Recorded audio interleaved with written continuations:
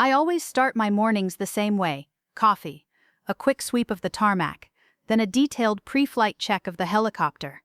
Today felt like any other day at the airbase. The sunrise was bleeding gold across the tarmac, the rotors of my HH-60 Pavehawk reflecting the first light. I ran through the diagnostics on my flight computer, expecting the usual green lights, the routine confirmation that everything was in working order. Everything was normal. I clicked through the maintenance logs, checking for errors. Then a folder appeared that shouldn't have been there. It blinked at me like a neon warning sign. Case 047, Survivor. I frowned. That's not a file that should exist on a standard flight computer. Curiosity overrode protocol. I double-clicked. The screen changed. There was a photo, my photo. My name, rank, service number. Status, presumed dead. I leaned back in my chair, heart hammering. My hands trembled slightly, even though I had faced rotor failures, gunfire, and the desert heat. Notes scrolled beneath my information. Subject has no memory of incident. No memory of what incident? I checked the timestamp. 10 minutes ago. 10 minutes. That file hadn't been there when I started. My instincts screamed at me to close it and report it to command, but I couldn't look away. It was me, but a version of me that shouldn't exist. I ran a secondary scan. Nothing. No logs, no duplicates, no explanation. The air conditioning felt suddenly too cold. I felt exposed, like someone was watching me from outside the hangar, waiting for my reaction. I double-checked the helicopter itself. Everything seemed normal. The rotor blades, hydraulics, flight controls, untouched. Nothing out of place. And yet, the file was alive. I sat there, staring at the screen. My pulse raced, and I realized I hadn't even breathed for a few seconds.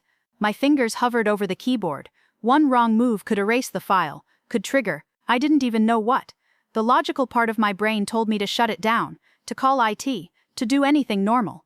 But a deeper, quieter voice, the one that had guided me through every mission, every impossible extraction, whispered, "See it through. You need to know." I clicked. The file opened further, revealing detailed logs, mission dates, coordinates, communications, personnel involved. It looked like a mission report, but all the events were impossible. They listed a crash I should have died in, a mission no one knew I'd been on, and my own rescue, recorded as if someone had been documenting me the whole time. I leaned forward, squinting at the coordinates. They matched a location I'd never been deployed to, at a time when I was logged as being in Texas for training. And yet everything was signed off by people I knew, some of them long dead. The last entry froze me cold. Subject is stable, no memory recovery. Next update scheduled T+1 hour. I swallowed hard. My gut tightened. Someone somewhere had been watching me, documenting me, and now they wanted me to know. I shut the folder, trying to convince myself it was a glitch, a rogue file, maybe even a prank. But the chill creeping down my spine told me the truth.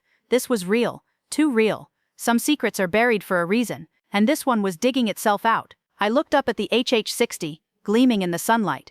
I was meant to fly today, but suddenly the sky didn't feel safe, and I had a sinking feeling that someone or something was waiting to see how I'd respond. The seconds stretched into minutes as I sat frozen in the cockpit, staring at the blank screen, after closing the Case 047 folder. My pulse still thudded like a drumbeat in my ears. Every logical part of me screamed that I should report this immediately, inform command, IT, anyone who might tell me I was hallucinating, but another quieter part of me refused. I needed to know. I needed to understand what the hell I was looking at. I stood up slowly, my flight boots clicking against the hangar floor. The HH-60 seemed unnervingly still, almost aware of the tension that had settled over me. I ran my fingers along the cold metal of the fuselage, grounding myself in reality. I had faced gunfire, rotor failures, and desert storms. I had pulled soldiers from burning wreckage and flown into hurricanes. But this was something else. Something that felt like it had seeped into my life without permission. I walked over to my laptop on the maintenance table, the same one that had revealed the file. The computer hummed quietly, almost benign, as if mocking me for my fear. I powered it back up, hands trembling just slightly. This time, I approached methodically. Scans, firewalls, command logs, anything I could access without touching the rogue folder. Everything looked normal. Every file I had expected to see was there, unchanged, except, there it was, hidden, subtle, a ghost file buried beneath routine diagnostics. I hesitated, then clicked. The same Case 047, Survivor folder reappeared.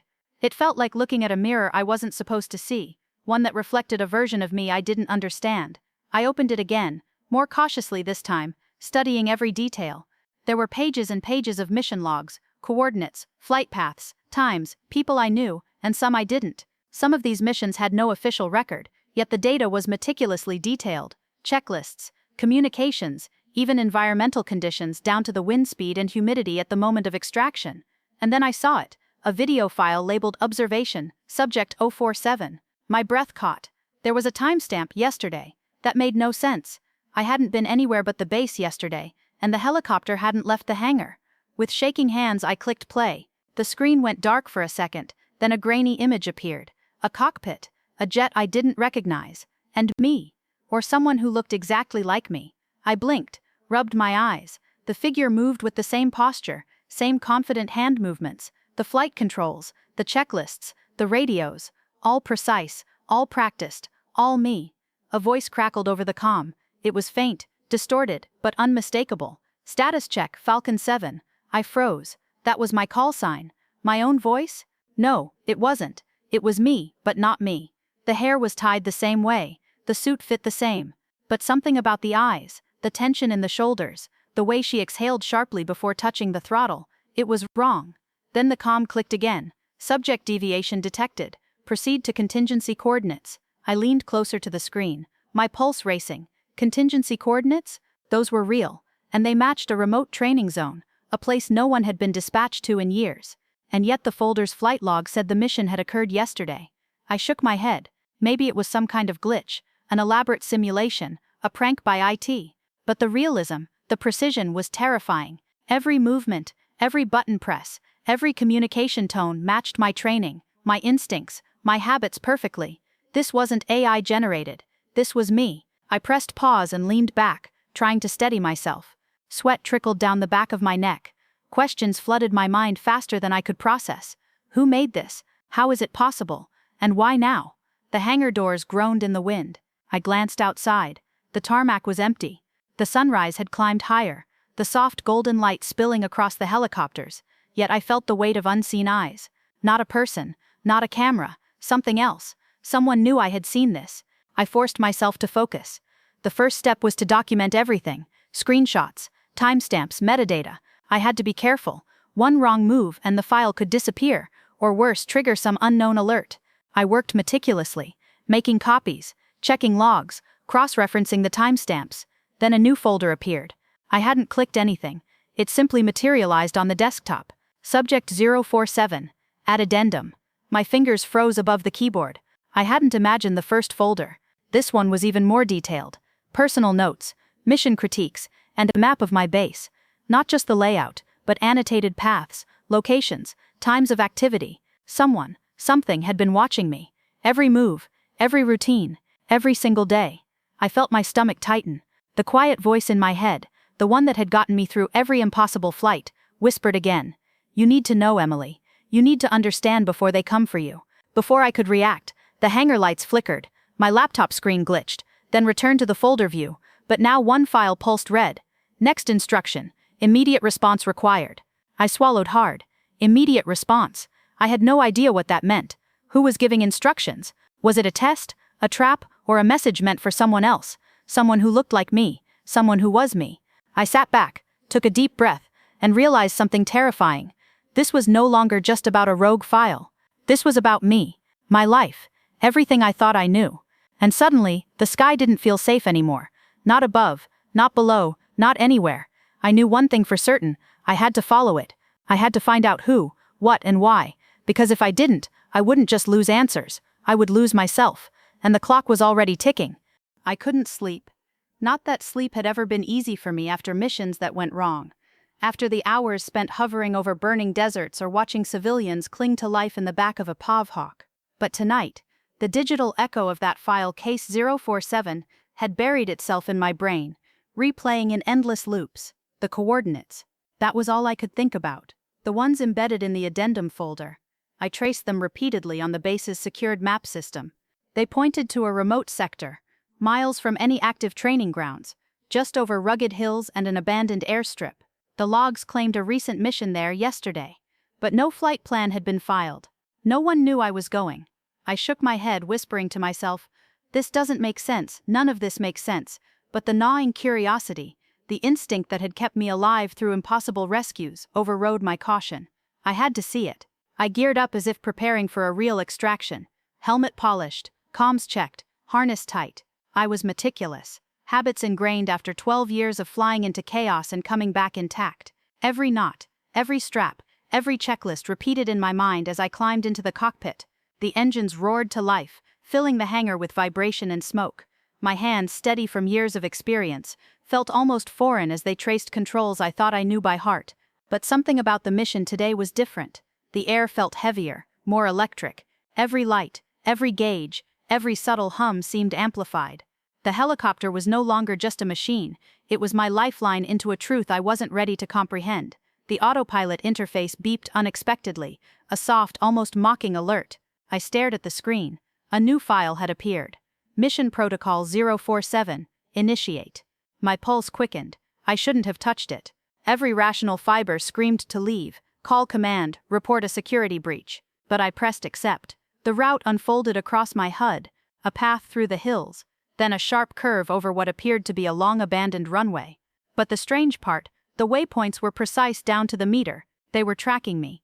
Whoever created this file knew my flying style, my habits, my preferred altitudes. They had anticipated me. I pushed the throttle forward, lifting off the tarmac. The wind tore across the cockpit, lifting loose strands of hair.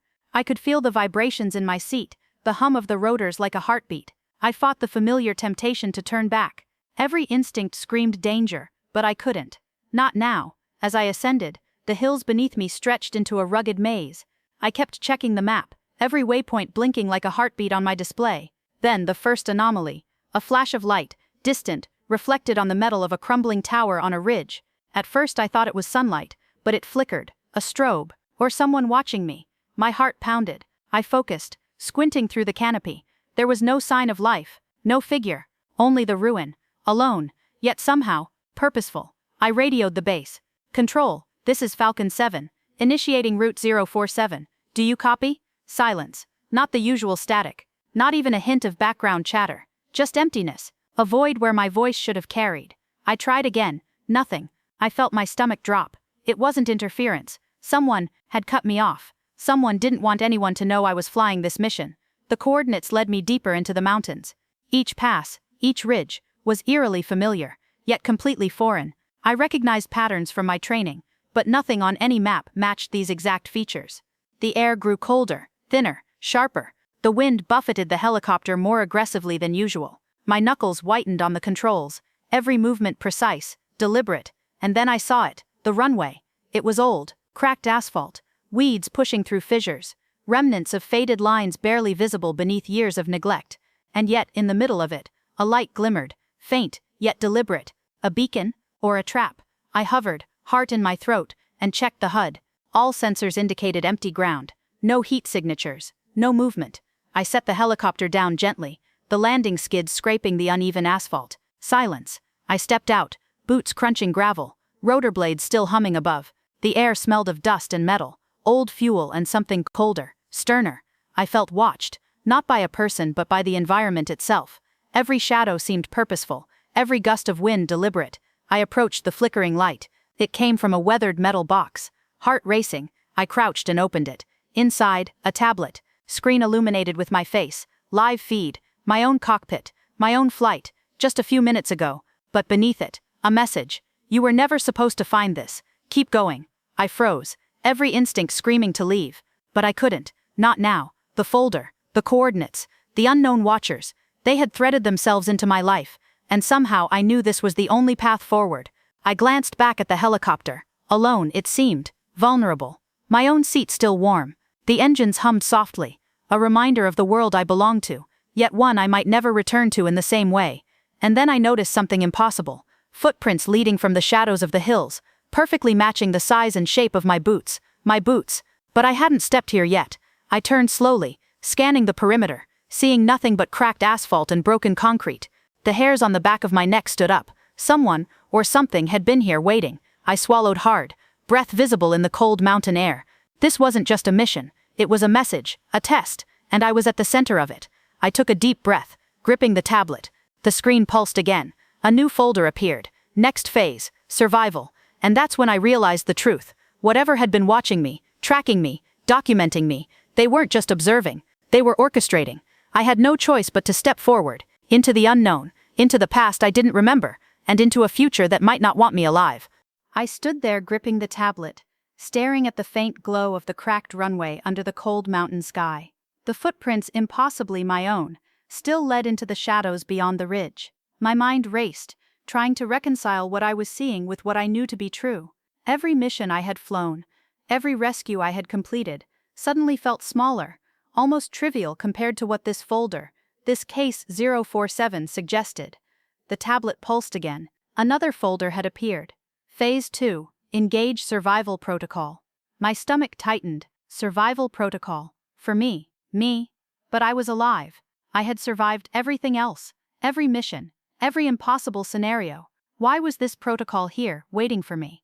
I took a cautious step forward, boots crunching over gravel and broken asphalt. My fingers hovered over the tablet screen.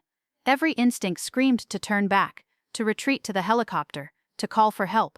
But deep down, a stubborn thread of resolve, the one that had saved lives countless times, urged me on. I had to know. I had to see this through. The footprints led into a narrow pass between jagged rocks. The shadows were deep, almost black, yet I could sense a presence, deliberate, patient. I followed slowly, every step careful, listening to the faint whistle of wind through the mountain ridges. My own heartbeat seemed deafening, and then I saw it. A door. Not just any door, but a reinforced metal door embedded in the rock face, partially camouflaged, almost invisible unless you were looking for it. My pulse surged. How had I never noticed this before? The coordinates, the folder, it all pointed here. I approached cautiously, hand hovering over my sidearm, though I doubted what was waiting behind the door would respond to threats like that. The tablet vibrated in my hand, a faint hum of urgency. I tapped it. A message appeared, blinking in bold red letters. Enter, the answers await. But beware, you may not recognize them. My chest tightened. The phrase resonated deeper than I expected. I may not recognize them. Myself. Or someone else.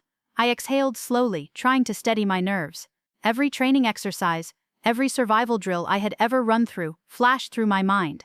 Nothing had prepared me for this. I pressed the small keypad on the door. The numbers on the tablet matched a sequence etched faintly into the rock. Precise, almost surgical. The door clicked. Slowly, impossibly, it creaked open. A shaft of artificial light spilled onto the ground, illuminating a narrow corridor that smelled faintly of ozone and metal. My boots echoed softly as I stepped inside. The walls were lined with monitors, panels, and servers, a hidden control center. Screens flickered, showing data streams, flight paths, and video feeds. And then I saw them. Dozens of windows displaying cockpits, helicopters, jets, all active missions, all real-time, all me. My past flights, my rescue missions, even missions I didn't remember. I stumbled back, hand on the tablet, heart hammering. Every flight I had ever logged was here, every decision tracked, every maneuver analyzed. But that wasn't the worst part.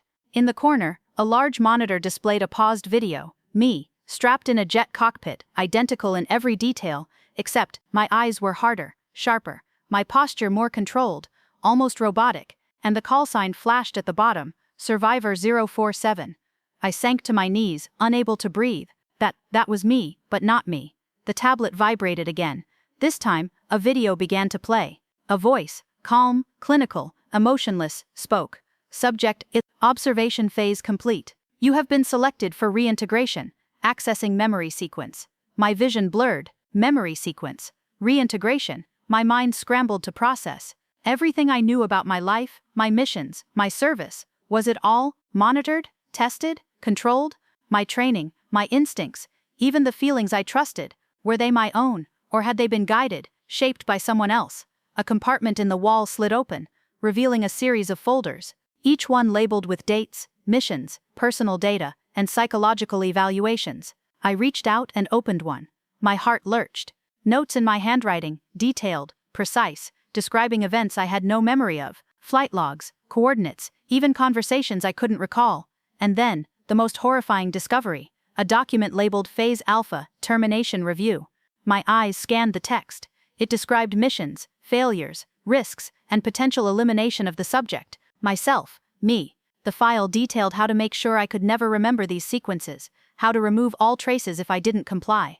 My hands shook violently, every instinct screamed to run, but where? The corridor extended into darkness. The door I had entered through had sealed behind me, silent, mechanical, final. Then a faint click, and another screen lit up, showing a live feed of me in the hangar earlier, my helicopter still there, but next to it, standing in the shadows, someone, no, something, mirrored me perfectly. My own body language, my helmet under arm, but impossibly wrong. I backed away. The tablet vibrated again. Text appeared, do not attempt escape, survival requires acknowledgement. Step forward, subject 047, and learn who you are. The words burned into my mind. I realized with chilling clarity that this wasn't just about observation. This was about control, identity. My very existence had been monitored, shaped, perhaps even duplicated, and I had stumbled into the part of the experiment where the watchers revealed themselves. I swallowed hard, knees trembling. The light ahead seemed to pulse, almost beckoning. The corridor seemed endless, yet the compulsion to move forward was stronger than fear. I rose slowly, heart hammering like the rotors of a helicopter in a storm, and as I stepped toward the unknown, toward whatever truth awaited me behind the pulsing light, I understood one thing. This mission, this investigation had no return. Not for me, not for the Survivor 047. And as the door at the end of the corridor hissed open, revealing shadows shifting in impossible angles, I knew my life, my memory, my identity, everything I had trusted was about to be rewritten. The pulsing light ahead burned through the darkness like a heartbeat, drawing me forward. Every step felt heavier than the last, each breath sharp and shallow. Yet I couldn't stop. I was trapped in the realization that whatever awaited me at the end of this corridor wasn't just an experiment or a file, it was me. As I reached the final chamber, the shadows coalesced into a form I could barely comprehend. A figure stood at the center of the room, mirrored perfectly from head to toe. My boots, my flight suit, my helmet under the arm. The same hazel eyes stared back at me, yet colder, sharper, distant. It was me, but not me. A voice, impossibly calm and eerily familiar, broke the silence. Welcome, Subject 047. You've exceeded expectations. Your reintegration is ready. I swallowed hard, my fingers trembling on the tablet. Who are you? What is this? What have you done to me? The figure stepped closer, each movement precise, almost mechanical. I am you, and I am not. You were selected for survival enhancement, observation, optimization. Every flight, every mission you thought was yours, was part of the process. You were being prepared.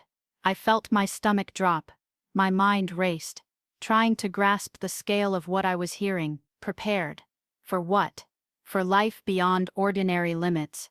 The figure replied, voice calm but unnerving. You were deemed capable of surviving scenarios no human should endure. Every rescue, every crash, every presumed death, it was to test and refine you, the real you. The version you knew was a controlled variable. The Survivor 047 is the outcome. I staggered back, the tablet almost slipping from my grasp. This isn't real. It can't be real. I flew missions. I saved people. The mirrored figure shook its head. You did.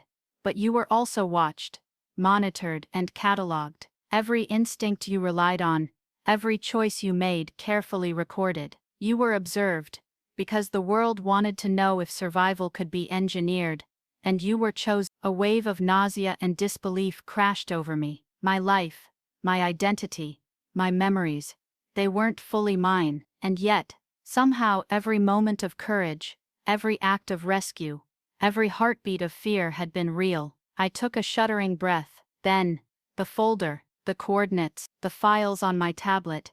This was all you.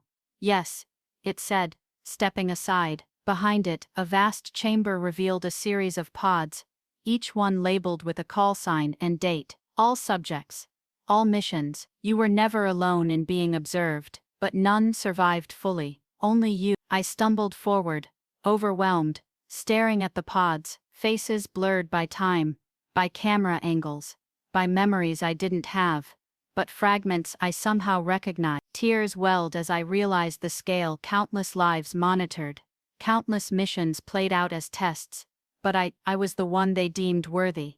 The figure or I turned to face me fully, a subtle, almost human smile touching its lips. Now you understand. You've been given a choice. Walk away, forget, or continue. Accept the survivor protocol. Step fully into what you were made for.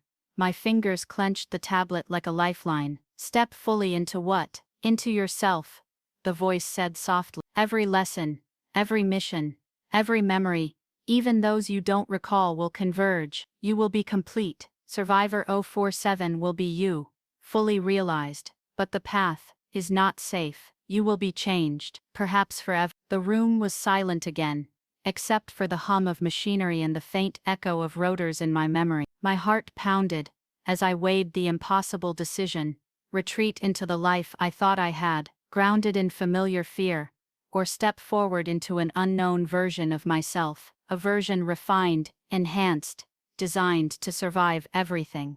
I looked at the mirrored figure. Its hazel eyes, identical to mine, held a gravity I had never seen in my own reflection, and I knew, with a clarity that pierced through the fog of fear and disbelief, that there was only one path forward. I exhaled, a long, trembling breath. "All right," I whispered.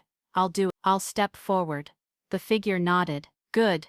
Then it begins." As I approached, the chamber hummed louder, the pod's lights pulsing in rhythm with my heartbeat. The tablet in my hand glowed, uploading, syncing, recording, but not just memories, instincts, the very essence of who I was, began merging, weaving together with what I didn't yet understand. I felt a strange sensation, my thoughts, my fears, my past missions, even moments I couldn't recall.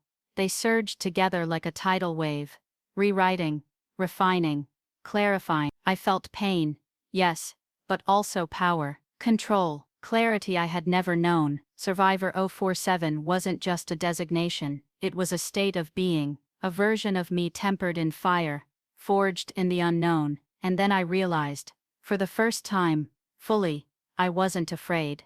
Not of what I had been, not of what I was becoming. The chamber dissolved around me, or perhaps I dissolved into it. Time blurred, reality bent, the hum of rotors, the distant mountain air, the flicker of the old runway, all of it merged into one vivid, electrifying clarity. I opened my eyes. I was still me, and yet, I was more. I was Survivor 047, and the world, I realized, would never be the same.